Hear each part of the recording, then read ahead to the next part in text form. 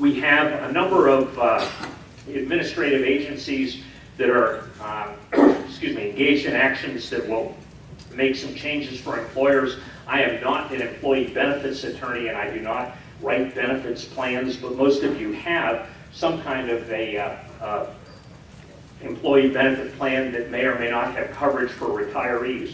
One of the difficulties in recent years has been that lots of those plans have some kind of a carve-out or an exclusion for a retiree when he or she becomes eligible for Medicare. Interestingly enough, a number of individuals, and particularly organizations such as the AARP, had decided to challenge those kinds of plans on the ground that they were using age, one's eligibility for Medicare, of course, being strictly age-related, as a basis for making a change in the employee's benefits. And with some success, there's in fact a case that is going up to the Supreme Court on that now. It has taken several years to go through. A lot of stakeholders, the unions, employer groups, and the like, all wanted to change that because what's the easiest way to avoid discrimination, age discrimination, when you're talking about the issue of a carve-out? Well, the easiest way to avoid it is to cancel all health benefits for retirees.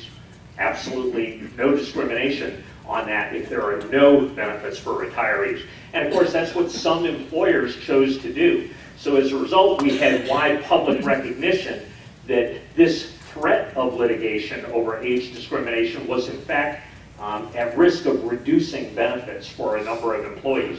So after a considerable amount of pressure, the EEOC has in fact issued regulations that specifically acknowledge a carve-out, that to the extent that an employer it exempts from ADA violations the practice of coordinating retiree health care benefits with eligibility for Medicare. It does not eliminate the prohibition on age discrimination. It does not take retirees out of the protection of the Age Discrimination and Employment Act. It's for that very narrow purpose that says you can coordinate retiree health benefits with Medicare eligibility without violating the Age Discrimination and Employment Act. Whoever you work with on benefit issues and your healthcare provider will be more familiar with that, but it's a time certainly to modify plans to take that into consideration.